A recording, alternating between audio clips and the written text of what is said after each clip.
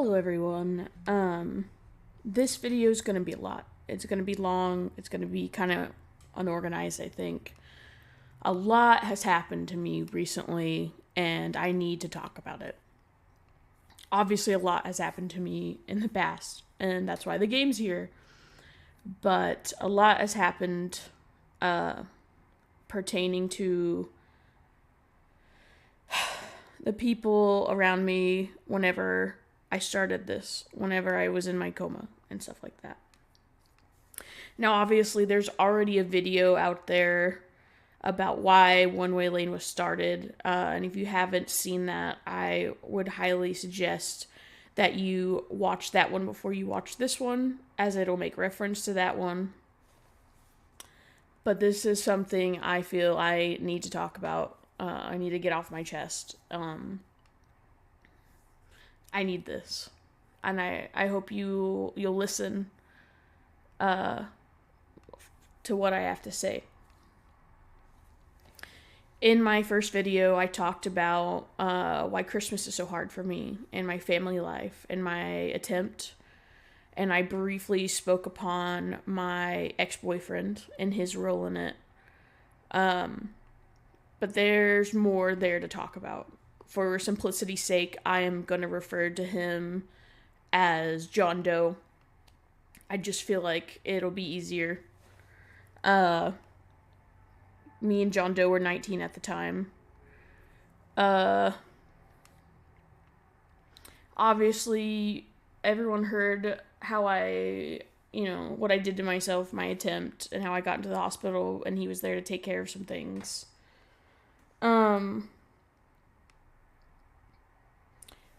And I briefly touched upon what he did while I was in the coma. I'm going to be more specific here, as I feel it's necessary to what I have to say today. I also want to acknowledge that I'm recording this on December 17th, 2024. Tomorrow will be the anniversary of my attempt and everything that happened to me. So this is a very hard day for me, and I know tomorrow will be a very hard day for me. But I just have to push through. While I was in my coma, he got intimate with our friend, a mutual friend of ours. I'll call her Jane Doe. John Doe and Jane Doe. And I was in a coma for only 4 days, and he broke up with me the day before my attempt. So, 48 hours ago, I had a boyfriend. 48 hours later, I'm lying in a hospital bed. Nobody knows if I am dead or alive, if I have brain activity or not. And while I am in this state, him and our friend,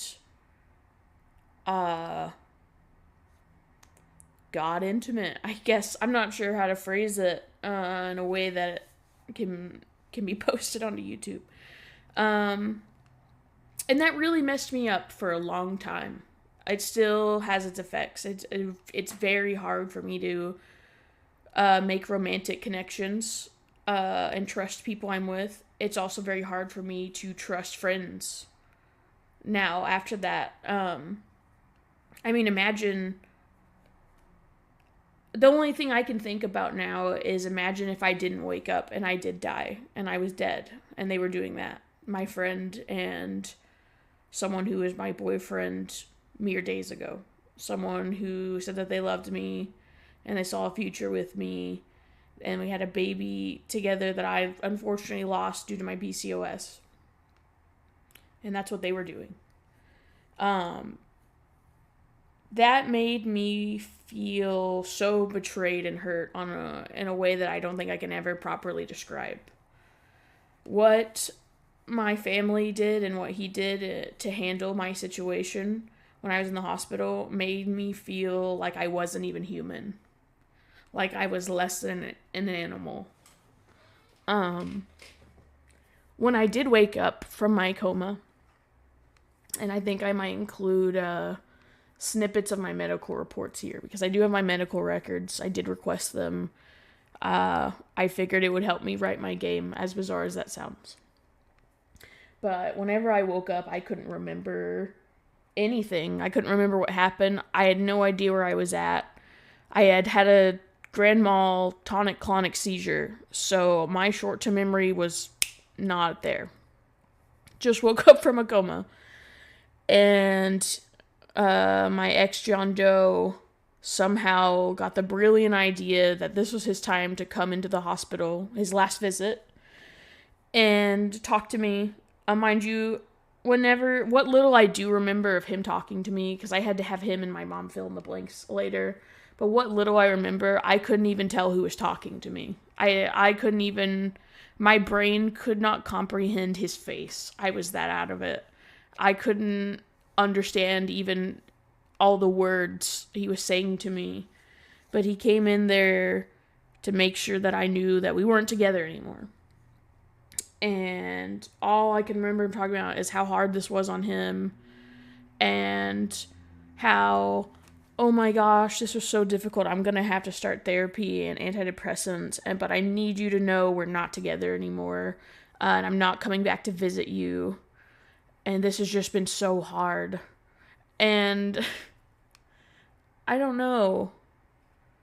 My mom later said, or recently said, she felt like, was that really the moment? Was that really the time? Because apparently afterwards, all I did was get worse. I got very emotional. I would get really scared and weepy because I didn't know where I was at. And as I had mentioned in my previous video, I would always have to ask the nurse, what happened to me? Where am I? Where are the people that I love? And that included him. I asked where my mom was. And I asked where he was at, and every day that I had to do that because I couldn't remember where I was at, that poor nurse had to remind me that my boyfriend had broken up with me or left me and was not coming back, and my mom was out of the country. And that was really embarrassing and painful.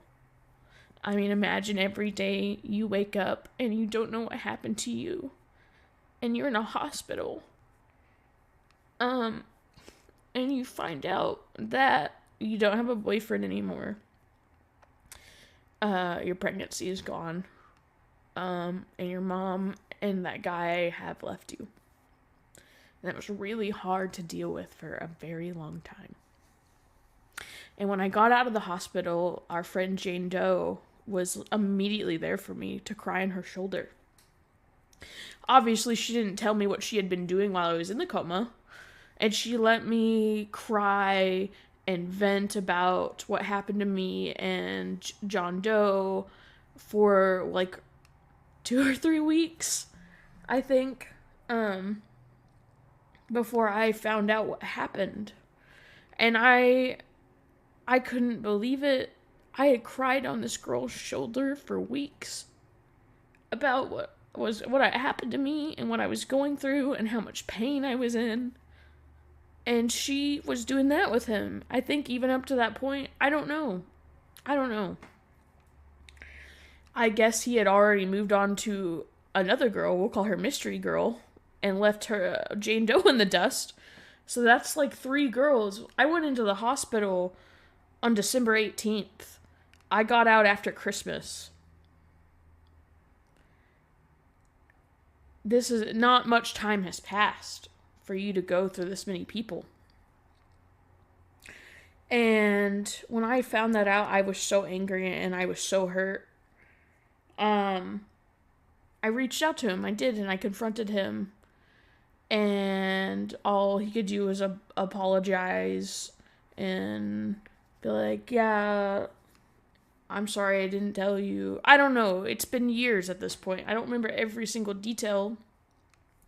But I do know he had then told me that he had started this new relationship. And he said he didn't want to have to feel guilty anymore. And he wants to move on. And he said it's honestly probably healthier for you anyways. So I'm just going to leave your life. I'm blocking you. And he blocked me on everything after I had confronted him about that. And that was February 4th. And he had already been dating the Mystery Girl at that point, I guess, from what I can gather from the timeline from talking to her.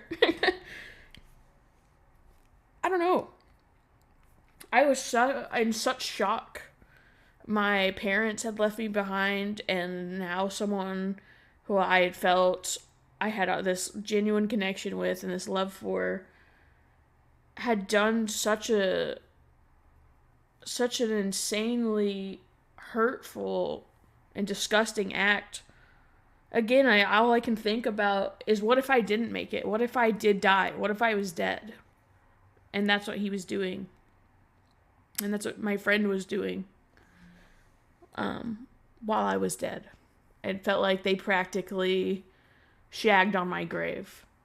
And not with even one woman, but with Mystery Girl too, apparently. And after that, obviously had blocked me everywhere. That was a lot. I was so hurt and down on myself. And all I could think is, why did this happen to me? And my only conclusion was, it must be me. I must just be worthless. There must be something wrong with me. And I overthought things a lot. And I figured John Doe was, we're both 19, we're both teenagers. We had a similar situation with our parents, but he hadn't gone through all the crazy traumatic stuff like I have. He was kind of sheltered when it came to that. And for someone who was sheltered, he did handle things reasonably well, like getting an ambulance and saving my life.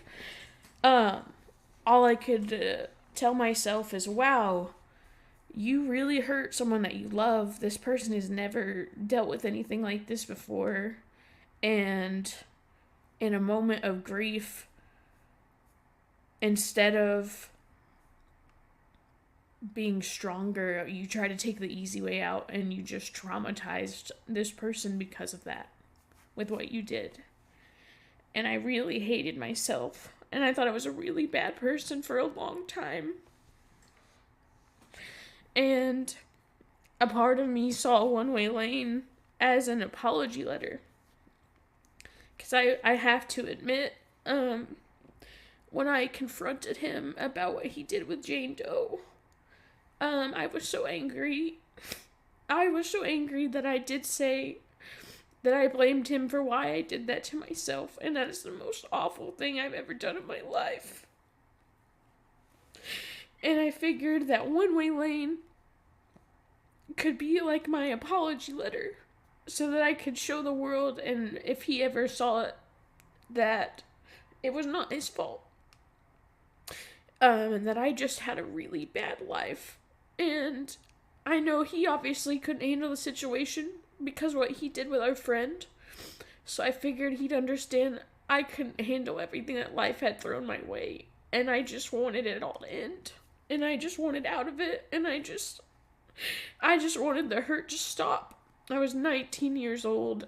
I had been booted out of my house when I was 17. I had faced all sorts of abuse from the people I had to stay with when I was kicked out. I still managed to finish high school, and I fought tooth and nail from not having a home to having my own apartment at 19. And I don't have people. I didn't have people then, I don't have people now. I don't really have family that I can rely on, and I'm not great at making friends. And what little friends I have in my personal life in the real world here, a lot of them are really far away or in different states for college. So, it's not like they could do much either. So I never held that against them because I wanted them to have their education. I couldn't get one because I was poor, and I was a homeless teenager. So I would never hold that against them. But anyway, back on track. I figured One Way Lane could show my life up until that point of my attempt, and maybe it would be like an apology letter to this poor person I involved in my situation. And he could see it was not his fault. I just was a scared, hurt kid that was so tired. And I just took it the only way out that I could think of.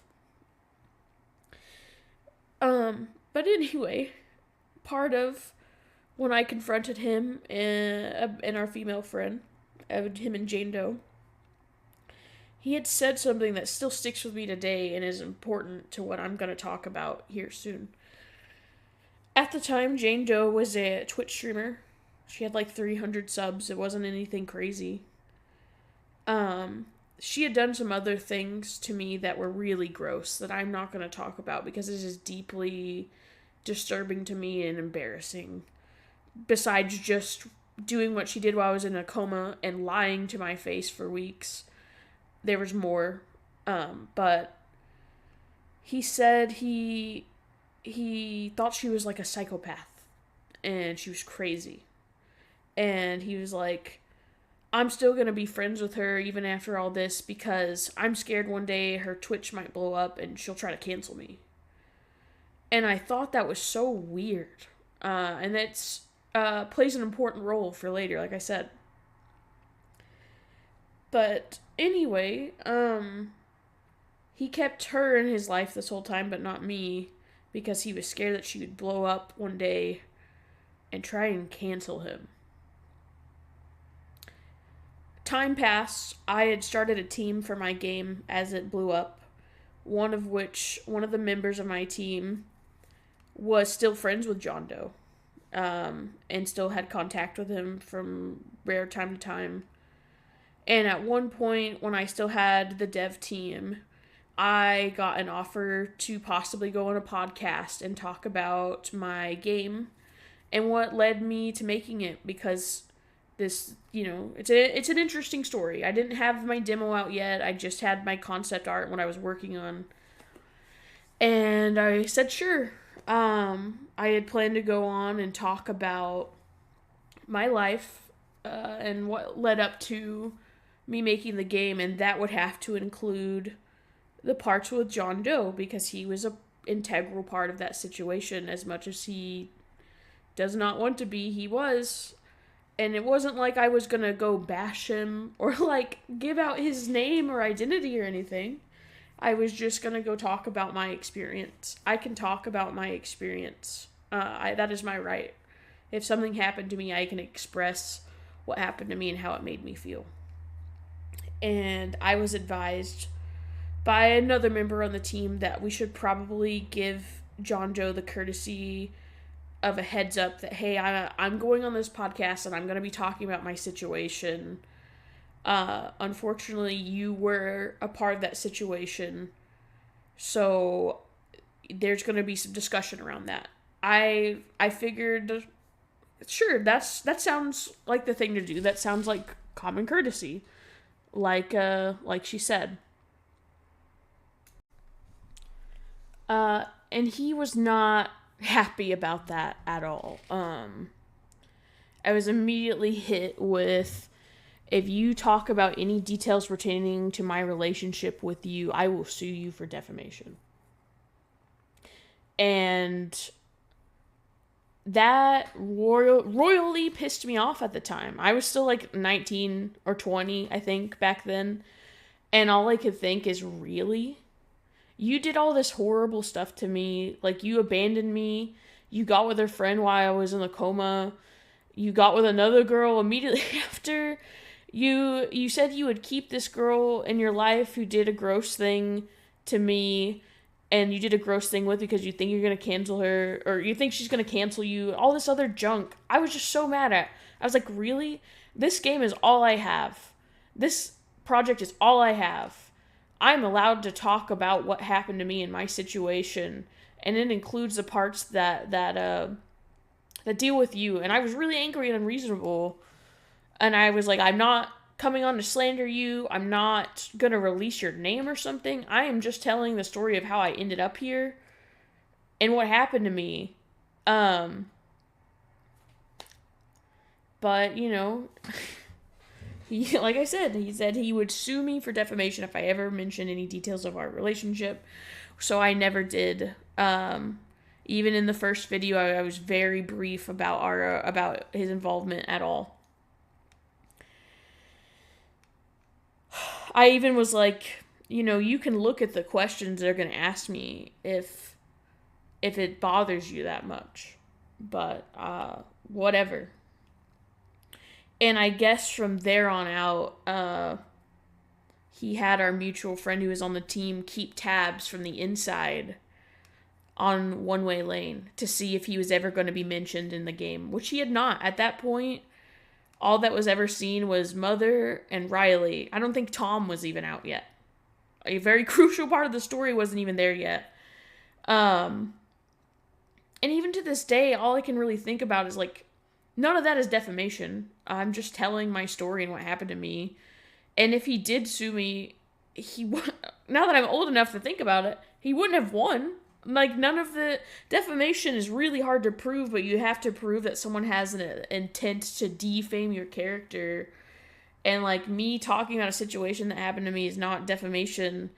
And all I could really think is, like, all this would really do is waste time and money for both of us, and then just, like, publicly out you as, like, the person I was talking about. And I'm not even, it's like I said, it's not lies, it's not slander, it's not defamation. I don't know, some people are their own worst enemy. I don't even know how I would have been able to afford a lawyer back then. It's not like I had family and I, lived on my own. I was just, like I said, 19 or 20. I was just so shocked, though, that I immediately jumped to, I will sue you for defamation. That made me really uncomfortable, though, to find out that he had our friend spying on my project from the inside. Mind you, I never really asked this friend any information about John Doe. And he said he would never tell me information about John Doe because John Doe didn't want that, which is fine. But that's not fine when you're keeping tabs on my game and on me in our private server for John Doe. That's spying. That is not okay. And that was a big part of, it was not the only reason, but that was a big part of why I dissolved the dev team and became a solo dev. I felt really uncomfortable. I felt a level of my privacy had been violated. And I fired our friend off the team, and then I dissolved the rest of the team. And I just did everything myself. Flash forward to this year. I released the demo back in March. After I released a demo, it did well. I was invited to go on a podcast, and I did, and I really enjoyed my time. The host was amazing, but I talked about my situation, and I briefly mentioned my relationship with John Doe. And after a bit of that podcast being out, I got really anxious because, like I said, last time this was a possibility, he threatened to sue me for defamation. So I thought, wow, I should probably get ahead of this, that might be a possibility. And I will reach out to him and be like, listen, I talked about the situation. I didn't mention any names. I changed up everything in my game so no personal information can be figured out. I know, like, with the baby reindeer situation and how they brought Martha out, that made me really rethink a lot of my game and edit a lot of things. Because I would crash out if someone brought my abusive stepfather on live TV for him to tell his side of the story, like they did with Martha from Baby Reindeer. I haven't seen Baby Reindeer. Personally, that sort of topic is really uncomfortable for me. I've never talked about it, and I probably never will, because it makes me uncomfortable to remember and to think about and to even to acknowledge. But I've had someone follow me around in the past. I've had someone harass me and stalk me in the past. And that's all I will say on that matter. But the baby reindeer situation is why I edited my game. And I reached out to John Doe to let him know, hey, I went on this podcast. I did not mention your name or any identifying details. And then I apologized because I I remember that I did, in anger, blame him for my attempt. So I apologized to him, and I said I misdirected my anger, and it wasn't fair of me, and I hope you've been well, and maybe someday you'll give the project a play, and left it at that. After that, we kind of reconnected and became friends again. And anytime I would try to discuss the past, because what he did hurt me. He hurt me a lot, and if we're going to be friends, we need to be able to address that. And when I tried to, every time he would immediately shut it down. And one of the times that really stuck with me is when I was trying to talk about how much his actions hurt me. He stopped me and he said, I can hurt you too, you know. I can hurt your feelings too with what you did to me, you know. And something about that really just stuck me in all the wrong places. It's like, do you not understand, like, you have hurt me in indescribable ways already? And I can't address that with you. If you want to be friends with me, like, we have to address this. This is a thing that happened to us. That you did to me and that I did to you. You're both bad, but we need to address it. To sit there and say, I could hurt you too, you know, was wild to me. As you can see, that foundation already had plenty of cracks.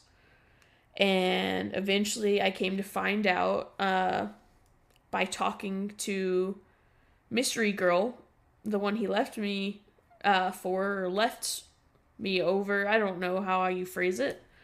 I gotta speak to her, and I'm not gonna air out their business. I'm not gonna air out her business. That's not mine to share.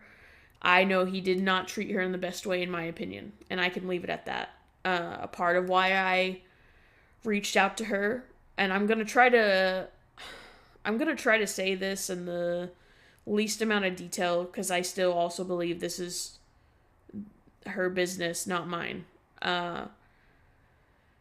I guess he had given her something and said that he had gotten it from me. And I I felt really disgusted that he would lie and say that he got it from me, because that would insinuate I stepped out of the relationship. This thing that he gave her that I won't give specifics on. I felt I had to clear my name, and I let her know, sorry, I've never had anything like that before. I don't know where that person got that to give that to you. I'm very sorry. And that sparked a conversation where she wanted to know my side of things. So I gave her my side of things. Come to find out, over these past 3 years, this whole time, he has been secretly keeping up with One Way Lane. I think through, like, the YouTube channel, which is where I'll be posting this. And I assume he will see this. If he kept up with it for 3 years in secret, I don't know why he'd stop now. I found out he, in secret, had been keeping up with One Way Lane this whole time. And he had this petrifying fear that I was going to cancel him. This is the second instance of that, by the way. Whenever we were together and he knew me, like, I didn't have any social media to speak of to begin with, so it's not like it was like a reasonable fear. If I am to be honest, in my opinion, I think it's a manifestation of his own guilt. Because if someone you used to be with or used to know, the moment they get famous, your first thought and fear is, oh my god, they're gonna cancel me. What that tells me is, you know, you've done something worth canceling in your mind. Like, that tells me you feel like you've done something bad enough that they might speak out on it now that they have a platform, and it would ruin you. I have never come out here and been like, get this person. And even as I'm talking about this, I do not advocate for anyone to look for this guy or to harass him or anything like that. I have publicly and always disavowed any sort of fandom doing that. I know I've had my own experience with the Amori fandom and unalive threats. I think it's up to creators to police their audience, and I would police mine. Do not do that, ever. I don't care if you love my game or you really felt that this person did me dirty. That does not give anyone any right to send people threats like that or scare them like that. I'm going to make that very clear in this video. I disavow anything of the nature. And I'm not scared as a creator to call out a fan if they did do that. So please keep that in mind. Do not reach out to anyone. Do not harm anyone. I am allowed to talk about my feelings. This is not some sort of like hate train, like go get them or anything. This is just me talking about what has happened.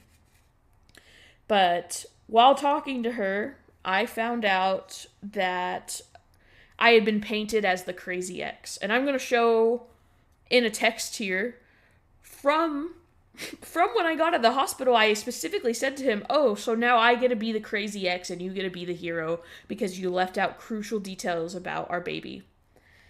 Come to find out, he did exactly what I predicted as a 19-year-old. He had lied to this girl for years. All I could wonder about Mystery Girl is what kind of person would hear this story about how this guy had just broken up with someone, they had just got out of the hospital from a coma, and now he wants to be in a relationship with you. I always wondered, like, what kind of person would just be chill and okay with that and think, like, yeah, this is fine, this is normal, this is healthy, this is not too fast at all. This has only been, like, barely a month since all this happened. Come to find out it's because he just lied to her. Apparently, he told her my pregnancy wasn't real, that it never happened, or I might have made it up in my head. Apparently, I'm just the crazy ex that he's terrified he's going to cancel him. A lot of things that made me... I was so mad. All these years, I felt so bad about what I said to this person, and I defended them to friends and family because I thought, oh, he saved my life. And even if he did those things with our friend while I was in the coma, he was 19 and he couldn't handle it and he handled it poorly. I'm not going to hold it against him. But to know for 3 years now, straight 3 years, to Mystery Girl and her friends and to his friends and every person he's told about this situation, he's just lied and said I'm crazy, that the pregnancy didn't happen. And do you know, it's really sad how quickly and easily proven that he knew about the pregnancy was. I had a picture of the prenatals that the doctor prescribed me because I went to a doctor, got it confirmed. They gave me prenatals. They prescribed them to me. And it shows everything on the bottle, like my name, my doctor, the date, and it had 10 months worth of refills because I was pregnant. Pregnancies, about 9 to 10 months. All it took, I had a picture not only of the bottle, but a screenshot of where I had sent it to him. He knew about our baby. He knew that we lost our baby, and that is what sent me over the edge. He knew, and he lied. He lied to this girl, and he was crappy to her, and did gross things to her, and he did gross things to me, and all I could think in that moment is, I am so angry. I have been so uncomfortable about this Mystery Girl for years, and I have defended this person for years, only for them to go on and hurt more people and lie to more people. So all this person has done is lie and hurt people, and it wasn't just because of the situation was difficult. They're still doing that. They still are lying. It's not that the situation was too hard and this person did bad things. This person just wasn't a great guy. And that was a really intense thing to grapple with. And I was so angry and I was so mad. And of course, John Doe was mad at me because me and Mystery Girl talked and cleared so much of this up. And on election night, he came to my house and we got into an argument about it. And I won't lie, I yelled at him. I don't yell at people, but I yelled at him because he was I felt that I was being talked over. I yelled at him.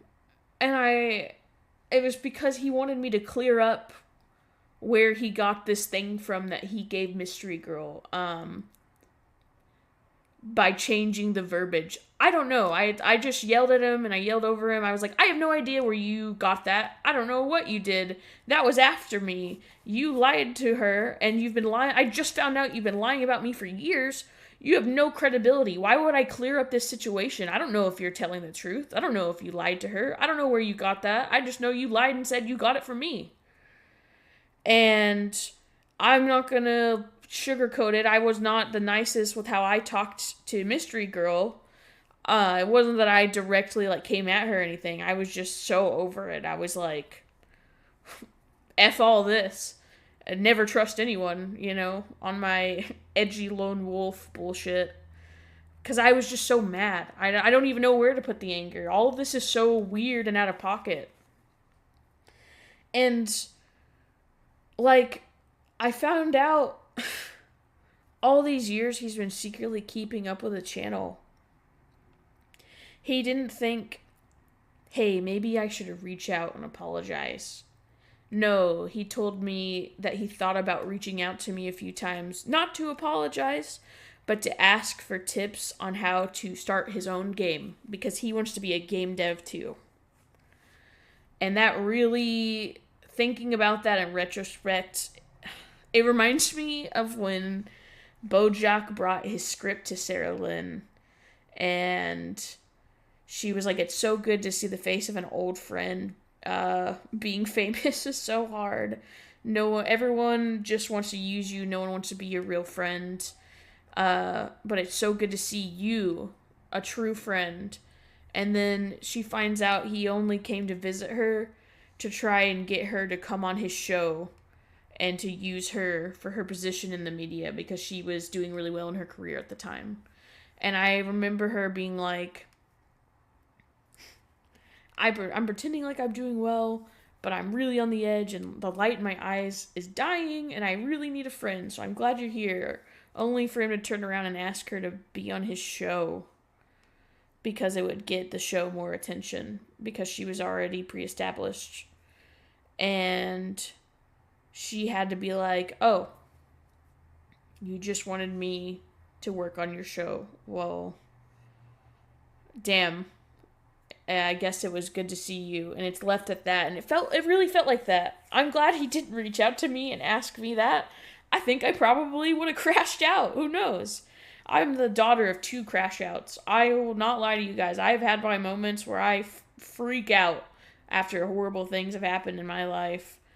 I don't know. Wild way to wrap things up. But yeah, no, I yelled at him. I don't yell at people, but I was so mad, and I don't like that. I don't like that having him in my life got me so agitated I could yell at someone like that. I'm really disappointed in myself, but I think it's a good sign that I don't need this person is not good to be around. I don't need this person in my life if they're gonna dysregulate me to such a point. So we weren't really speaking that much after that.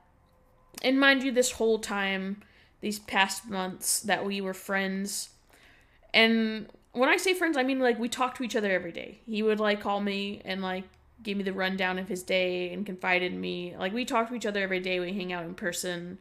We were gaming with my friends until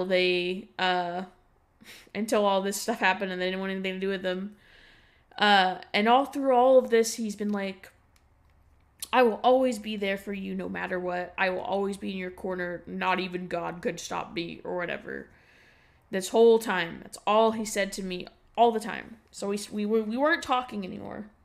But it's not like we were not friends. It's not like he had blocked me or anything. And I left it at that. I was like, I'll give him his space. And then some more life stuff happened to me. As I've talked about in the Discord server, in the One Way Lane Discord server, there's a housing crisis where I live. Me and my fiance split up. And he was kind of pulling the rug out from under me and kicking me out of the apartment, being like, you gotta find a place. That's not wrong of him to do. If we're not together, we're not gonna have this place together, obviously. But I couldn't find a place because of the housing crisis where I'm at. I make enough money to get a place, there's just not places available. It was hard, and I was going through it. And I was really down and scared that I felt like I might get to a point where I might hurt myself. I have complex post-traumatic stress disorder. And whenever I get in kind of like a flashback, I can't stop the memories from coming back in my brain. And it was like every bad thing that I've ever gone through just playing on loop. And all I could think is it's never going to get better. And maybe I should just, maybe the easy way out was the answer. And I thought about what everyone did while I was in that coma, and what happened after. Everyone left my life. I almost froze to death. I had pneumonia after I got out of the hospital because I was in a coma and I laid in a bed for so long. I had pneumonia. And after my parents left, and after John Doe left, it was winter and a storm hit, and it snowed really bad, and the floor furnace went out in my old ass rental. And I had pneumonia, and it got cold enough my windows froze over. And I had to cuddle up with my animals for warmth. And it got so cold, and I genuinely thought, oh my god, I'm gonna die. I'm gonna die here. I survived a seizure and a coma just to die alone in my house because the people who said that they loved me couldn't give a shit enough to take care of me after I got out of this coma. Do you know how badly my brain was messed up after that coma? When I would drive, I would forget where I was at mid-driving. When people would give me new information, I couldn't retain it. You could give me a phone number, you could talk to me about trying to teach me something, and it would leave my brain as you're speaking. And I had to keep a journal with me to remind myself what happened to me, where all the people in my life went, and why they were gone. And I had no one to take care of me. No one. I had to figure out all this stuff by myself. And I almost died after I was froze to death in my house. And all I could think is, why would you guys save my life just to abandon me after? And I would often think, I wish I never woke up because then I wouldn't have to know how little I mattered to everyone. And in that moment when I couldn't find a place to live, and my ex-fiance was being an asshole about everything, he literally was like, it's okay if you're homeless, you can still see our daughter. And I was like, do you not hear yourself? You sound insane. He was basically just being like, whatever happens, that's yours to deal with. I don't care if you're homeless, it wouldn't prevent me from letting you see our daughter. And I was just like, damn. And I don't really have friends in person. I have one friend who lives like 3 hours away for college. I had two others, one who's in like rehab for addiction and not in any place to talk to anyone, as he told me. Another one that she was like, I'm drinking and driving in Oklahoma right now. I can't really listen to the messages you sent me, because I had sent her like a voice message. And I'm thinking, why are you drinking and driving? But I thought, I do have one person. I have John Doe. This whole time for months, he's been telling me, I will always be there for you, no matter what. Even going as far to saying, no one but God can stop me. And I knew we weren't talking, and I knew I was mad at him, and I just yelled at him for all this stuff. But I know that he had promised me that he would be there no matter what. So I reached out, and I let him know, I was like, I would not reach out to you unless it was serious. And I was like, I don't need anything. I wasn't like I was asking for a place to stay or something crazy. I said, I just need a friend to talk to. I just need somebody. I don't know if you guys can tell, I don't really have support systems. I just have myself. And I reached out, and we talked. And he was just like, wow, this really disarmed me. I didn't expect this. I expected I'd have to defend you. I'd have to defend you not talking to me and be like, I need my space. But yeah, that sounds really scary and that sounds really hard. But I really got to put myself first. I'm trying to remember it all as I'm talking right now. I'm so upset. I can barely like piece it together. He had said something like, I have to put me first. I have to advocate for myself. And what you really said, like, about when I yelled at him after I found out about all these lies he's been telling, he's like, that's really hurt me, and I am going to have to heal from that. And it could take weeks, it could take months, it could take years, I don't know. And I feel bad because I know you don't have a support system, but I can't really do anything for you. And he's like, join a book club or something, find community. And then he blocked me and everything again. And now I know it was never about the situation was hard, so he handled it wrong. He was just a crappy guy. And I was in such shock that he would say that to me with our past history. And like I said, I wasn't asking for anything big. I just wanted someone to talk to about what I was going through. But I guess he's got to put himself first. I thought, he himself had told me, he said, with my whole chest, I will always be there for you no matter what. I will always be in your corner. But I guess that was just another lie. And if you are watching this, John Doe, I hope one day you can find the real courage to apologize to me and listen to me when I tell you how you hurt me. I think part of your problem is you seem very driven by fear and guilt. And a good way to absolve yourself from that would have been to do the right thing in that moment, obviously, but another way is to just listen. I think you need to accept that you have hurt people that you've claimed to care about. You hurt them. You hurt me. I guess you hurt other people as well. And I think if you just admitted that to yourself, you could probably start the actual healing journey to move on from that and become a better person. This isn't some video to take you down or to defame you or something like that. I'm allowed to talk about what happened to me and how I was made to feel. Because that's just the truth of the world. I'm allowed to talk about my feelings and what has happened to me in my life. I don't know what else is left to say to you. I mean, fuck, man. Like, what the hell? I don't think you'll ever apologize to me. I don't think you'll ever have that level of courage. I think you're very much a coward. But, one can hope.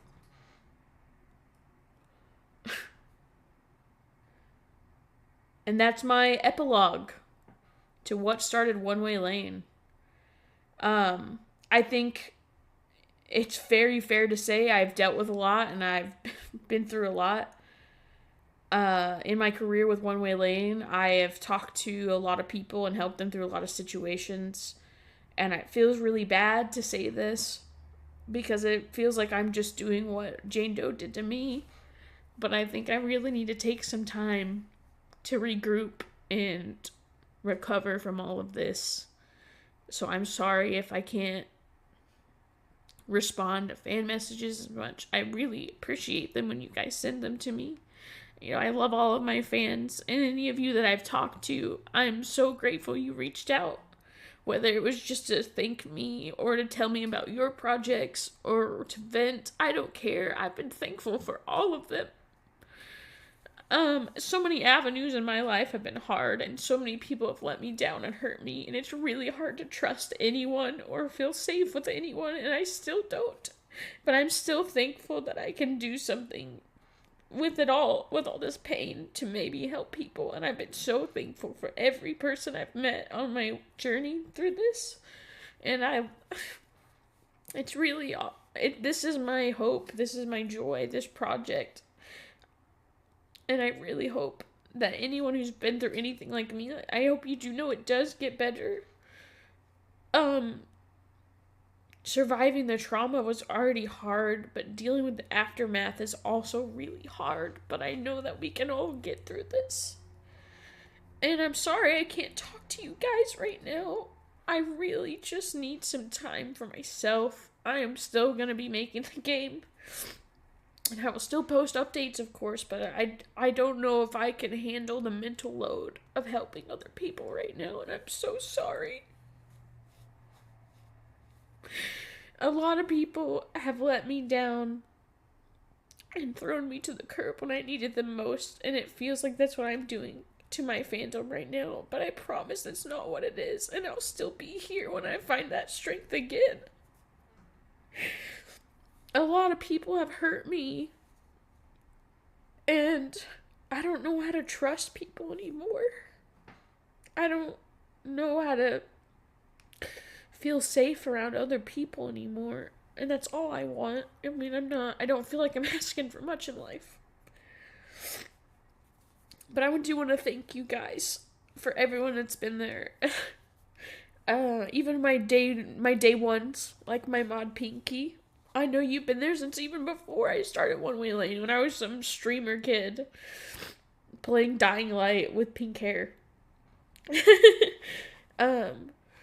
I remember Pinky was in there during my days when all I would do is hype everyone up and post Uncle Iroh quotes because it made me feel better. Christmas is going to be hard this year, and it's hard for me every year, but I'm very thankful for you guys. And the motto of my game has always been, what are you happy about? And I really hope you guys look inward and ask yourself, what are you happy about? And if you can't find anything, I hope you... If you feel like you don't have anything, please find something. One Way Lane is what I'm happy about. Tell your loved ones that you love them. Tell your friends that you love them. Every person you meet in this world, your interactions with them, every person, even you, you're one big canvas. And every person that you come into the life of, when they come into your life and you come into theirs, you leave a little paintbrush on their canvas. You leave your mark on them, and they leave their mark on you. So please, leave a good mark. Understand other people are going through things. Extend that empathy. I could sit here and talk about how much I hate John Doe, but I don't hate him. I have to give humanity to the people who hurt me. I can't let a schism build where I don't see them as other people, or I would just be just as bad as them. He is a person just like me. He has gone through things just like me. Even if it's not exactly the same. We are not our circumstances, but we are our choices. And I implore you all to make good choices. And even you, even you, John Doe. I hope that you make better choices. I know what choices I've made, and I can stand behind them proudly and happily. But I don't know if you can say the same about yours. Merry Christmas, everybody.